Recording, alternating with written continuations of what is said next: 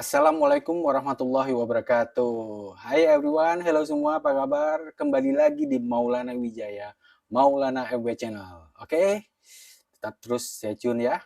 Yang belum subscribe, silakan subscribe, share, like, and comment. Oke, tetap semangat.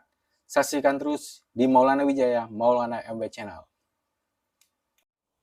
Lanjut, oke. Sekarang apa yang kita akan bahas? Ya, betul. Mengenai Kota Medan. Horas. Kota Medan ya, sangat menarik banget ya, sangat banyak ya, apa aja ada di Kota Medan, ya kan? Mengenai hari jadinya kita harus tahu loh. Jadi sebelum melakukan perjalanan ke Kota Medan, ya kita pelajari dulu dong asal-usulnya bagaimana, sejarahnya seperti apa, ya kan? Di situ istilahnya sukunya apa aja, etnisnya apa aja, terus apa aja yang ada di sana. Nah, tentu kita pasti cari dong. Tentu ya kan? Oke nya, pokoknya selalu tetap stay tune, simak dan dukung terus, dan terima kasih yang sudah nonton juga. Oke, kita bahas ya mengenai Kota Medan.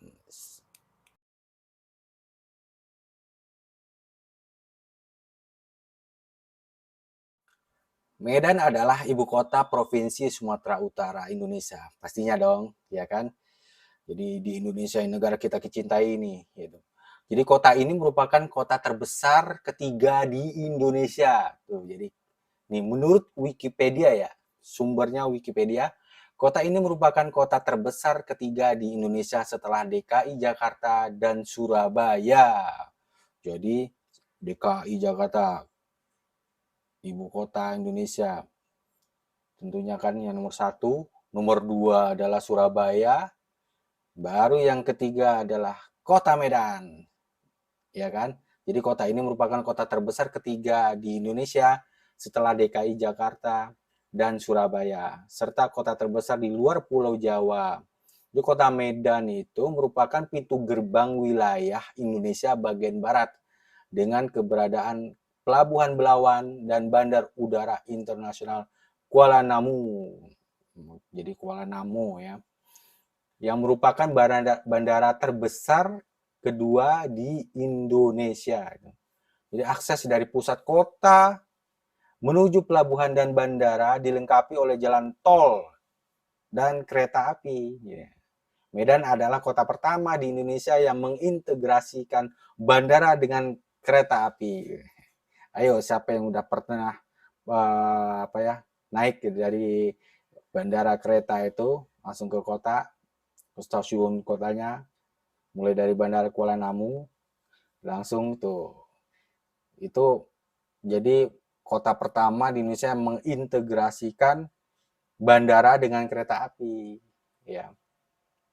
Jadi berbatasan dengan Selat Malaka, Medan menjadi kota perdagangan, industri, dan bisnis yang sangat penting di Indonesia.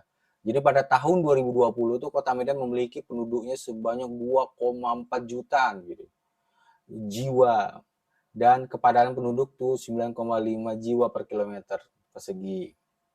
Langsung kita bagaimana sejarah Medannya. Jadi sejarah Medan berawal dari sebuah kampung yang didirikan oleh Guru Patimpus di pertemuan Sungai Deli dan Sungai Babura. Nah, ini dia menarik nih. Jadi siapa yang tahu nih hari jadi Kota Medan?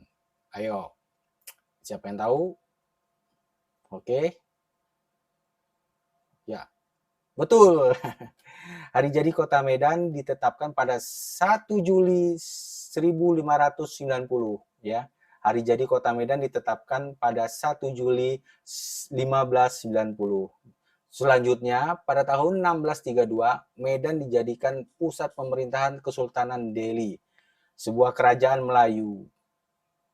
Jadi bangsa Eropa mulai menemukan Medan sejak kedatangan John Anderson dari Inggris pada tahun 1823. Di peradaban di Medan terus berkembang hingga pemerintah Hindia Belanda memberikan status kota pada 1 April 1909. Jauh banget ya. Dari awalnya 1 Juli 1590, terus dilanjut 1632, Ya kan, Medan dijadikan pusat pemerintahan Kesultanan Delhi, sebuah kerajaan Melayu. Lanjut lagi bangsa Eropa mulai menemukan Medan sejak kedatangan John Anderson itu dari Inggris pada tahun 1823. Langsung peradabannya terus berkembang di Medan. Jadi memberikan status kota pada 1 April 1909 dan menjadikannya pusat pemerintahan Keresidenan Sumatera Timur. Coba. Memasuki abad ke-20, Medan menjadi kota yang penting di luar Jawa, terutama setelah pemerintah kolonial membuka perusahaan perkebunan secara besar-besaran. Luar biasa ya, kalau gitu. Nah, menurut Bappenas, jadi Medan adalah salah satu dari 4 pusat pertumbuhan utama di Indonesia, bersama dengan Jakarta, Surabaya, dan Makassar. Jadi Medan adalah kota multi etnis yang penduduknya terdiri dari orang-orang dengan latar belakang budaya dan agama yang berbeda-beda. Selain Melayu dan Karo, sebagai penghuni awal, Medan didominasi oleh etnis Jawa, Batak, Tionghoa, Minangkabau, Mandailing, dan India. Jadi mayoritas penduduk Medan bekerja di sektor perdagangan, sehingga banyak ditemukan ruko di berbagai sudut kota. Nah, di samping kantor-kantor pemerintahan provinsi, di Medan juga terdapat kantor konsulat dari berbagai negara seperti Amerika Serikat, Jepang, Malaysia, dan Jerman. Oke, sebelumnya terus simak ya. Kita langsung lanjut lagi bagaimana sejarahnya lebih dalam ya. Oke, terus simak. Nah, lanjut ke sejarah. Medan berasal dari kata bahasa Tamil. Jadi Medan itu berasal dari kata bahasa Tamil Maidan atau Maidanam. Wah, itu dia kan. Jadi baru tahu kan? Nah, saya juga baru tahu.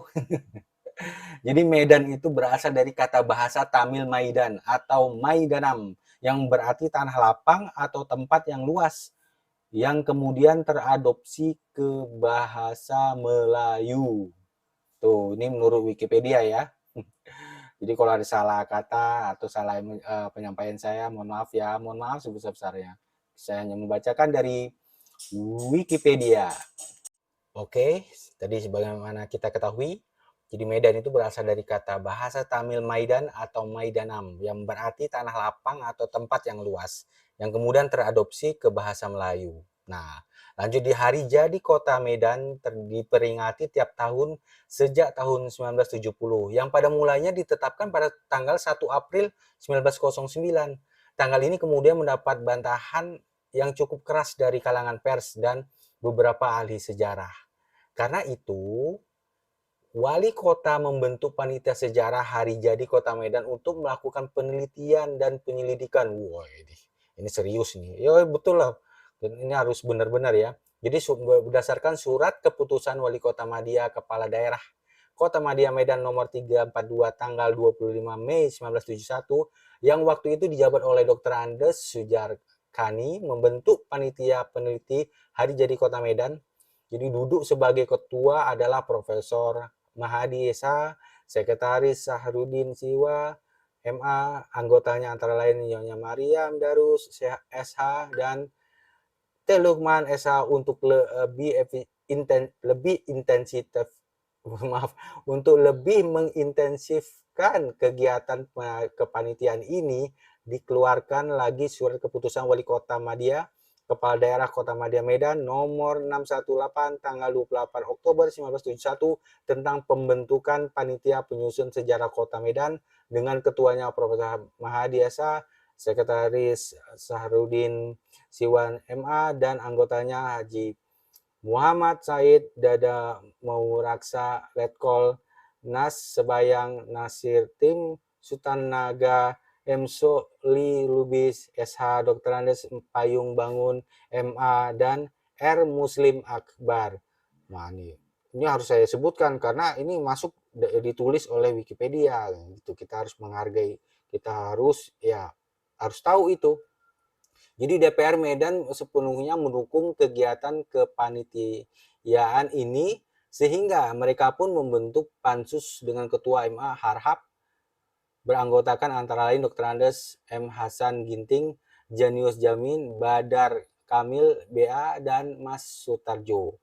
Jadi dalam buku The History of Medan tulisan Tengku Lukman Sinar tahun 1991 dituliskan bahwa menurut Hikayat Aceh, Medan sebagai pelabuhan telah ada pada tahun 1590 yang tadi yang pertama kan, dan sempat dihancurkan selama serangan Sultan Aceh Alauddin Saidi Mukamil kepada Raja Haru yang berkuasa di situ. Nah, jadi serangan serupa dilakukan Sultan Iskandar Muda tahun 1613 terhadap Kesultanan Delhi.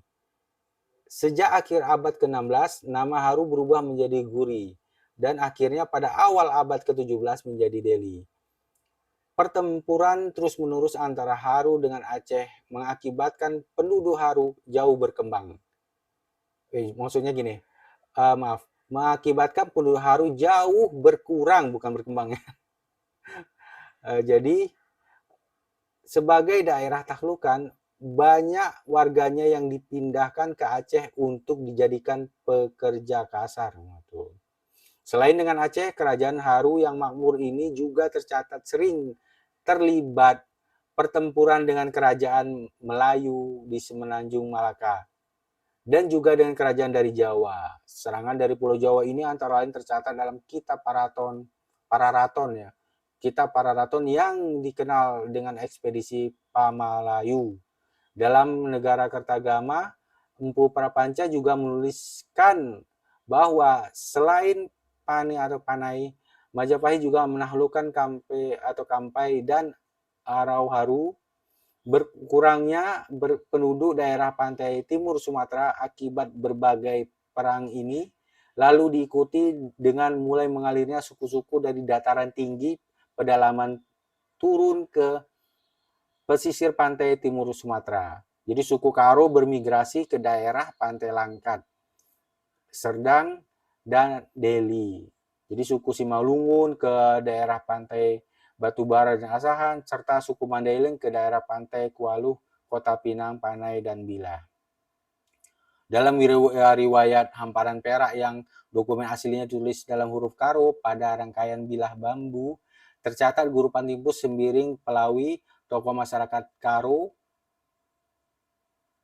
sebagai orang yang pertama kali membuka desa yang diberi nama Medan. Namun naskah asli riwayat Hamparan Perak yang tersimpan di Rumah Datuk Hamparan Perak terakhir telah hangus terbakar ketika menjadi kerusuhan sosial, tepatnya tanggal 4 Maret 1946. Setelah ini ya, kemerdekaan Indonesia ya. Patimpus adalah anak Tuan Sirajahita, pemimpin Karo yang tinggal di kampung Pekan atau Pakan. Ia menolak menggantikan ayahnya dan lebih tertarik pada ilmu pengetahuan dan mistikmu, sehingga akhirnya dikenal sebagai Guru Patimpus. Tuh kan. Jadi antara tahun 1614 sampai 1630 Masehi ya, ia belajar agama Islam dan diislamkan oleh Datuk Kota Bangun. Setelah kalah dalam adu kesaktian, selanjutnya Guru Patimpus menikah dengan adik Tarigan, pemimpin daerah yang sekarang bernama Pulau Brayan, dan membuka desa Medan yang terletak di antara Sungai Babura dan Sungai Deli. Dia pun lalu memimpin desa tersebut. Oke. Nah, jadi Guru Patimpus Sembiring Pelawi pada tahun 1590 kemudian dipandang sebagai pembuka sebuah kampung yang bernama Medan Putri, walaupun sangat minim dan tentang guru maksudnya sangat minim data tentang Guru Patimpus sebagai pendiri kota Medan. Jadi karenanya hari jadi ditetapkan berdasarkan perkiraan tanggal 1 Juli 1590 dan diusulkan kepada Wali Kota Medan untuk dijadikan sebagai hari jadi Medan dalam bentuk perkampungan yang kemudian dibawa ke sidang DPRD tingkat 2 Medan untuk disahkan. Nah, jadi berdasarkan sidang DPRD tanggal 10 Januari 1973, ditetapkan bahwa usul tersebut dapat disempurnakan. Sesuai dengan sidang DPRD, Wali Kota Madia, Kepala Daerah Tingkat 2 Medan mengeluarkan surat keputusan nomor 74 tanggal 14 Februari 1973 agar panitia penyusunan sejarah Kota Medan melanjutkan kegiatannya untuk mendapatkan hasil yang lebih sempurna. Jadi berdasarkan perumusan yang dilakukan oleh Pansus, hari jadi Kota Medan yang diketuai oleh MA Harahap bulan Maret 1975 bahwa tanggal 1 Juli 1590. Secara resmi, Dewan Perwakilan Rakyat Daerah Tingkat 2 Medan menetapkan tanggal 1 Juli 1590 menjadi hari jadi Kota Medan dan mencabut hari ulang tahun Kota Medan yang diperingati tanggal 1 April setiap tahunnya pada waktu sebelumnya. Tuh jelas ya.